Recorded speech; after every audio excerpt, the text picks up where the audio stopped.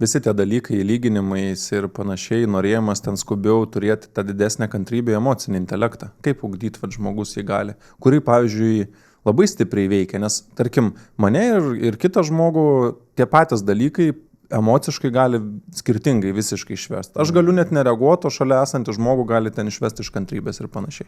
Taip, žmonės yra skirtingi, žmonių yra daugybė tipažų, ar ne? Nu, mokslininkai bando visada žmonės sugrupuoti grupelės, patys pripažįsta, kad tas grupavimas yra šiek tiek dirbtinis, nes kiekvienas dar yra ir unikaliai unikalus, bet taip mes pagal charakterį, pagal elgesio, ten, sakykime, dažniausiai einantį tą kelią mes papuolame kažkokias ar ne kategorijas. Ir tie mūsų slenkščiai gali būti labai skirtingi, kantrybės ar ten skausmo, kokie tik nori slenkščiai, gali būti labai ten šalčio, labai skirtingi. Yra idealu, jeigu žmogus atranda veiklą, gyvenimo sritį, kurioje jam sekasi panaudoti savo tuos didžiausius privalumus, ten slenkščius ar panašiai. Dabar kaip dirbti, ką daryti, kad pas mane būtų geresnis tas toksai, nežinau,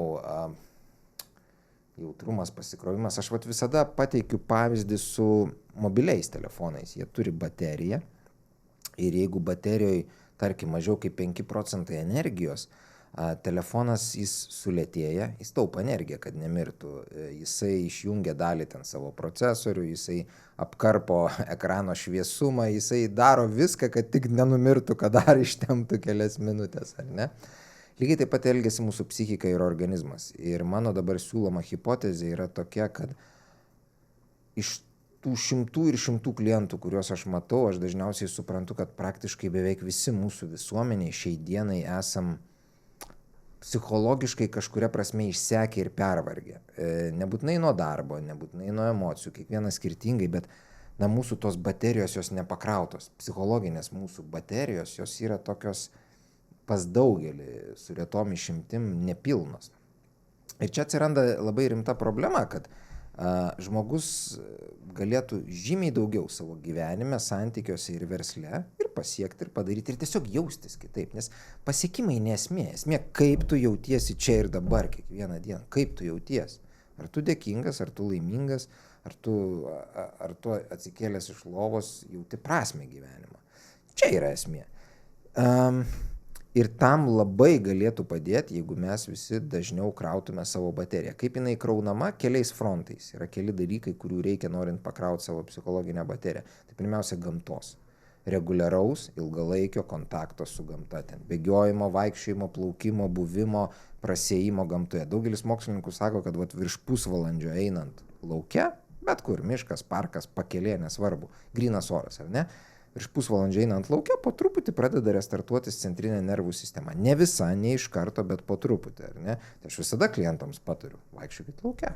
Vaikščiokit laukia, pasidarykit taip, kad arba ryte, arba vakare kasdien turėtumėt bent pusvalandį prasėjimą, o geriau ilgesnį. Nes kuo ilgiau, ten paskui vis didesnė nauda nervų sistemai pagal tyrimus, ar ne? Toliau, apskritai, ne tik vaikščioti, bet kartais būti, miegoti, stovyklauti, piknikauti, kuo arčiau liestis su žeme būdžiai. Mūsų organizmas, mūsų genetika yra per 100 000 metų susiformavusi gamtoje. Dabar mes gyvenam gelžbetoninėse dėžutėse, pusę dienos sėdim, vairuojam metalinėse dėžutėse, didžiąją laisvalaikio dalį praleidžiam spoksodami į kažkokius pikselinius ekranus. Tai nieko bendro su gamta neturi. Ir plus dar žaidžia negražius žaidimus su mūsų centrinė nervų sistema, ypač socinklai ir panašiai. Nes jie taip ir sukurti, ten dirba geriausi psichologai, psichoterapeutai ir psichiatrai prie soctinklų, jų samdomi šimtai, kad padaryti juos labai įtraukius, kad padaryti juos tokius labai patrauklius, kad padaryti juos tokius, kad mes naudotume ir norėtume ir galvotume, kad tai yra tikra ir kad mūsų gyvenimo tikslas ten followeriai, pripažinimas, laikai, širtutės, kas tik nori. Reiškia, ta skaitmeninė tokia realybė. Kas iš tikrųjų dažniausiai, jeigu tu pasineri į tą skaitmeninę realybę, veda į tavo psichologinę degradaciją, anksčiau ar vėliau, į tavo resurso mažėjimą. Kas krauna resursą? Ilgas buvimas gamtoje, vaikščiojimas, sportas, reguliarus sportas. Neurofiziologai sako, kad kiekvienas lašelis prakaito skaičiuojasi, gerina smegenų būklę ir darbingumą taip pat. Tada bet kokios meditacinės technikos praktikos, reiškia, tą aš irgi pats darau, ne tik ten reguliariai sportuoju, bėgioju, plaukioju, bet taip pat ir kas rytą medituoju. Nes viską, ką aš rekomenduoju klientams, visada darau pats ir išbandau ant savęs, nes aš manau, yra negerai kažkuo gydyti žmonės, jeigu pats to nenaudoji arba nedarai. Jeigu aš rekomenduoju žmonėm ten nenaudoti intoksikantų, tą rekomenduoju, ten nesisvaiginti ar panašiai, tai aš jų ir pats nevartoju. Esu abstinentas. Mintis dabar grįžtant, kokia kas dar krauna mūsų bateriją stipriai be gamtos ir sporto, tai yra draugai. Draugų ratai, bet tai turi būti ne degradaciniai draugų ratai, o draugų ratai, kuriuose tu augi, kur tu kalbiesi, ieškai, giliniesi, ypač gerai, jeigu tai būtų psichoterapiniai kažkokie ratai. Atsiranda, labai gerai Lietuvoje, pavyzdžiui, atsiranda vyrams įvairiausių judėjimų ratelių, ten kaip gentis, vyrų kalvės ir panašiai, kur jos nėra idealios. Mes turėsim pašnekovą, dėl to nusijuokiau. Jos turi kiekvieną savo minusus, pliusus, bet yra žymiai geriau, kad tokie dalykai atsiranda ir yra, kur vyrai gali išsikalbėti, išsilieti, rasti draugų ir išsikalbėti giliom psichologiniam temom. Tas sistemas, kuri ir prižiūri dažniausiai psichologai, psichoterapeutai, žmonės šiek tiek suprantantis, ką daro. Nes šiuolaikinių vyrų, ypač jaunų vyrų, psichologinė sveikata labai greitai prastėja kas metai. Kodėl? Nes jie jaučiasi hipervieniši, nors socialiniuose tinkluose turi tūkstančius draugų, jie jaučiasi labai vieniši, jiem trūksta pavyzdžio, jiem trūksta vyrų, nuo kurių jie įsikvėptų, su kuriais eitų, ir jiems trūksta artimos vyriškos gilios draugystės. Tai ten visokios gentis, vyrų kalvės ir panašus projektai padeda į tai eiti, į tai judėti. Ir aš girdžiu daug gerų atsiliepimų. Negalvokim, kad čia reikia rūpintis tik vyrų psichologinę sveikatą, moterų irgi reikia rūpintis. Tiesiog istoriškai taip susidėliojo, kad Lietuvoje įvairiausių krizių centrų, paramos centrų, pagalbos linijų ir panašiai, kurios specializuojasi pagalboje moterims, yra gerokai daugiau negu tų, kurios specializuojasi pagalba vyrams, ar ne? Todėl aš labai džiaugiuosi, kai girdžiu ir matau vis atsidarančius vis naujus projektus, kurie rūpinasi vyrų ten psichologinė gerovė, sveikata, ten sprendžia jų krizės ir panašiai. Nes jų labai labai trūksta. Jeigu pažiūrėsim, kas žudosi Lietuvoje sėkmingai, žymiai dažniau tai yra vyrai, ar ne? Aišku, čia neišimtis užsieniai panašiai, ar ne? Ir mes labai pagal tas ir savižudybės ir daugelį kitų negerų faktorių esam tokie pirmaujantys žmonės. O kodėl vyrai apskritai? Dėl ko? Yra tokį bendrą savastį padaryti, kad dėl pozicijos mūsų, tos nevagalios, kad mes ten iš po senovės turėdavom eit mamutą parnešti namo ir ten taip toliau, ar čia... Sudėtingiau, viskas daug sudėtingiau. Jei aš teisingai supratau klausimą, kodėl vyrai žudosi. Kodėl tas procentas vyrų didesnis apskritai yra? Čia daug faktorių. Vyrai mažiau išsikalba, vyrai turi mažiau draugų, su kuriais kalbėtų apie savo gilius dalykus.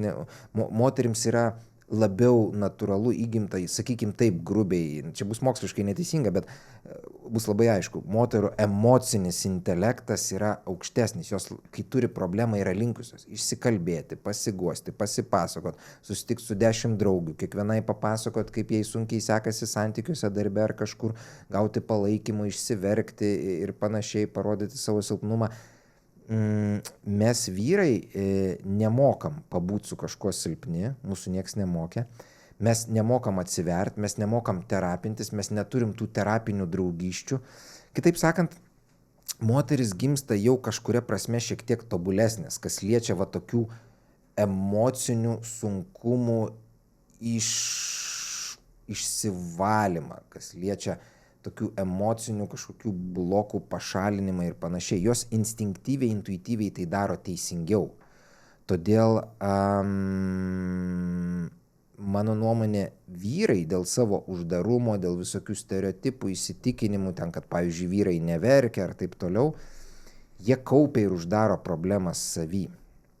Ir čia yra problema, nes kiekviena pasąmonė, kiekviena psichika turi tik atitinkamą kiekį ten, kaip lentyna arba hard diskas. Ten telpa tik atitinkamas kiekis, tarkim, gigabaitų ar ten kubinių metrų. Ir kai tu viską aklinai užpildai, o tau vis naujos problemos ir stresai eina, vyrai nebetlaiko. Ir kai kurie mokslininkai sako, kad pagrindinė šiuolaikinių vyrų problema, kad jie praranda prasme, dėl ko gyventi. Ta tokia, vos ne logoterapija, nes jeigu anksčiau jie buvo tie ten nešėjai grobio, maitintojai, gelbėtojai ar ne, dabar moteris puikiai dirba, užsidirba, daugelis jų puikiai save išlaiko ar ne. Ir aš tuo labai džiaugiuosi, nes tai iš tikrųjų gerai joms. Bet vyrai, jie dabar yra tokia vaidmens rolės pokytyje ir jie nebeatranda kartais kai kurie, o kam aš reikalingas, nes vyrai dažnai tą padaro klaidą gyvenime, kad susikoncentruoja tik į darbą, arba tik į darbą ir į šeimą, tik į darbą ir į vaikus. Ir kažkuriuo metu pajunta, kad darbe aš padariau daug, uždirbau daug, o dabar viduj milžiniška tuštuma. Man kažko žiauriai gyvenime trūksta. Turiu ir žmoną, ir vaikų, bet kažkas viduj labai yra blogai. Tas neužpildytas egzistencinis vakumas, nes jeigu vaikytis vien tik karjeros ir pinigų, tai tik laiko klausimas, kada tu iššoksi į depresiją. Kai tau bus 30, 40 ar 50. Jeigu labai pasiseks 60, bet kažkuriuo metu tu pasijusi apgautas, jeigu tau seksis. Nes jeigu tau nesiseks veikloj, kaip 95% žmonių, kurie sunkiai dirba, tu galvosi, bet jeigu aš uždirbčiau po 5 ar po 10 tūkstančių per mėnesį, kaip jie, aš tada būčiau laimingas, aš tada turėčiau tą instagraminį gyvenimą. Tai kadangi, aš, kaip sakau, dirbu su šimtai žmonių, kurie turi visą tai, galiu labai drąsiai pasakyti, kad laimė su tuo nekoreliuoja, kiek tu ten daug uždirbi. Ta ir mokslas patvirtina, kad yra kiekvienoje tautoje atitinkama pajamų suma, nuo kurios tu kelk uždarbius kiek nori, ten kažkokia savijauta, ta psichologinė gerovė, skalė ar motyvacija dirbti daugiau nebedidėja. Ačiū, kad peržiūrėjote šitą vaizdo įrašą iki pat pabaigos. Mums padės jūsų palaikymas, o tą galite padaryti paspaudę mygtuką patinka ir prenumeruoti. Jeigu norite išklausyti visą pokalbį, jo nuorodą rasite šio video aprašyme.